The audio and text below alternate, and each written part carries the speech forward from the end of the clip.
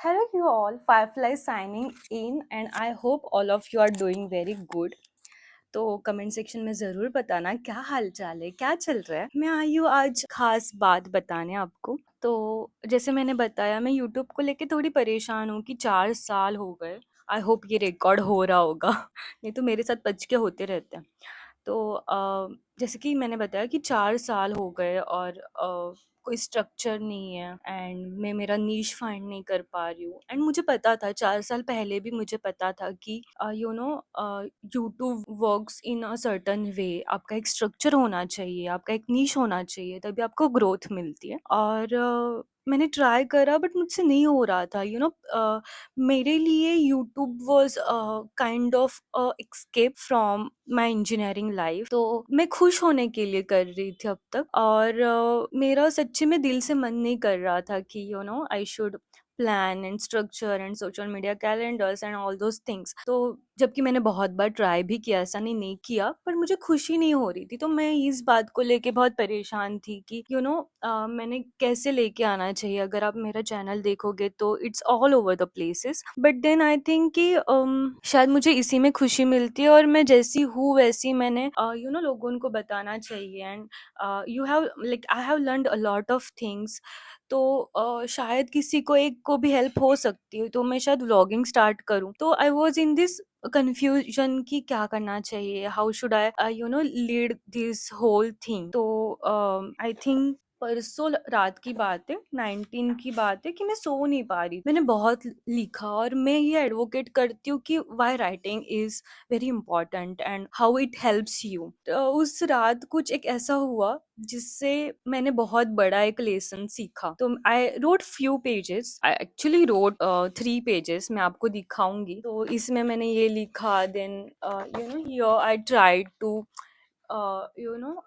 Segregate what is my niche. कि मैं journaling के बारे में एक बार बोल चुकी हूँ, मेरे आर्ट के वीडियोस जा चुके हैं, मैंने कुछ कुछ कुकिंग के वीडियो डाले आई के साथ, तो ट्रैवलिंग के वीडियो है। मैं समझना चाह रही थी कि व्हाट आई नीड, कि मैं क्या करना चाहती हूँ, और मैंने किस चीज को आगे थोड़ा प्रमोट करना चाहिए, या स्ट्रक्चर कैसा होना चाहिए। तो भी मुझे नहीं समझ रहा था, और मैंने कुछ चीजें लिखी एंड आई वाज लाइक यार I am such a failure, और मैं नहीं कर पाऊंगी, ये नहीं होगा। तो मुझे नींद ही नहीं लग रही थी, I was feeling so anxious and नहीं हो रहा था मुझसे। ठीक है, तो मैंने बोला कि this was like first time कि मैं लिख के भी I was not able to find the answer. तो मैं थोड़ा सा उलझन में थी, तो मैंने बोला ठीक है यार, नींद भी नहीं लग रही है, रात के 11:30 के आसपास हुआ होगा टाइम। तो मैंने बोला कोई बात नहीं, हम कुछ डिस्ट्रैक्ट करते हैं, खुद को थोड़ा टाइम डिस्ट्रैक्ट करती हूँ, शायद मुझे आंसर मिल जाएगा। तो मैं एक बुक पढ़ रही हूँ, बहुत दूर कितना दूर होता है, बाय मानव कौल। एंड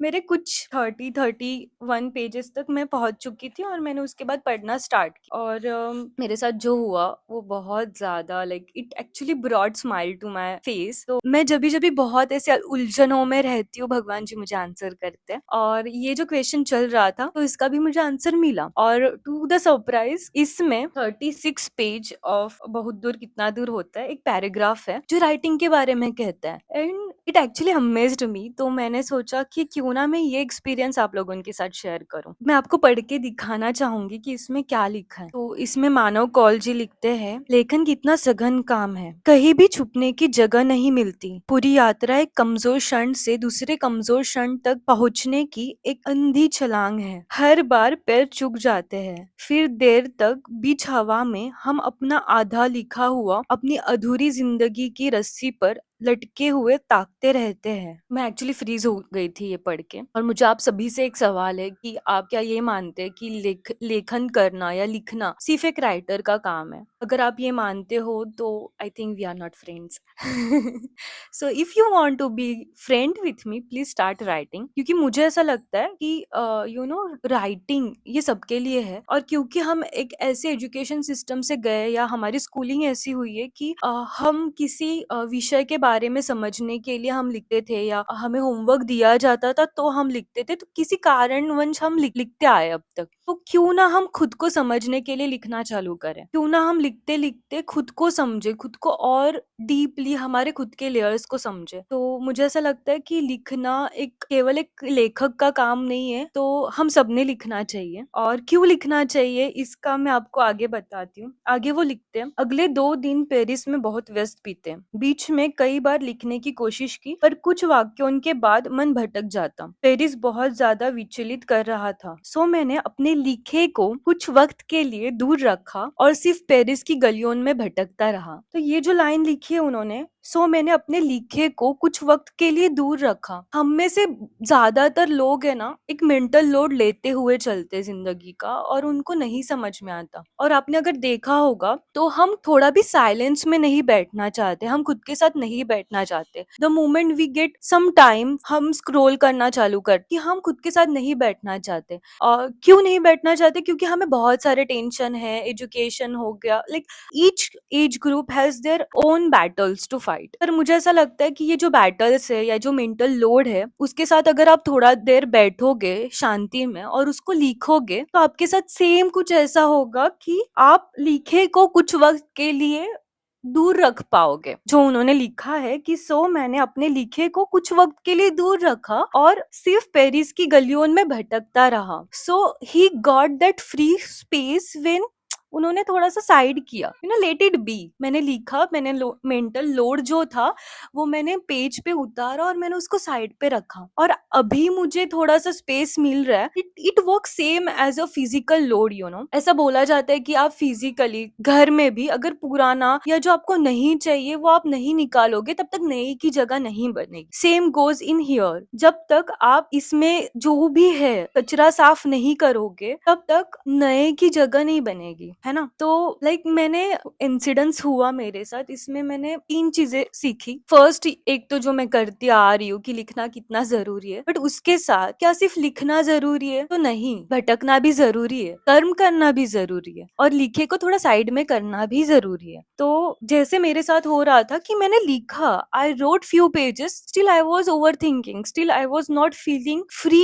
तो मैंने खुद को डिस्ट्रैक्ट करने के लिए ये बुक खोला in the hope of I feel better. And मैंने बुक खोलने से पहले प्रे किया था कि भगवान जी प्लीज मुझे थोड़ा गाइड करो, मुझे नहीं समझ आ रहा, मैं सक्षम नहीं। तो मुझे आंसर भी मिला कि शायद मैंने राइटिंग को, या ये जो चीज है जिसने मुझे 10 साल इतना हेल्प किया, उसको एडवोकेट करना चाहिए। सेकेंड जो मैंने सीखा वो ये है कि सिर्फ लिखने से कुछ नहीं होता, या सिर्फ लिख के भी ऐसा हो सकता है कि आप ओवरथिंक करते रहो, आपको कर्म करना भी उतना ही जरूरी है। तो मैंने, क्योंकि मैंने पढ़ना शुरू किया ये जो किताब है, तो मुझे आंसर मिला, है ना। तो I felt light, I felt कि हाँ यार, भगवान मुझे कुछ डायरेक्शन दे रहे हैं। तीसरी बात जो मैंने सीखी वो ये है कि भगवान खुद आके आपको नहीं बताएंगे कि चिदम्बरी बेटा आप ये करो, आप ये करो। आपको थोड़ा खुद को ओपन रखना पड़ेगा ताकि आप जो साइंस आपको मिल रहे हैं उसको पहचान पाओ और अपनी लाइफ को लीड कर पाओ, है ना। तो that's about it. I think मैं इतना बोल चुकी हूँ और मैं बोलती गई हूँ। 11 मिनट्स का वीडियो हो चुका है।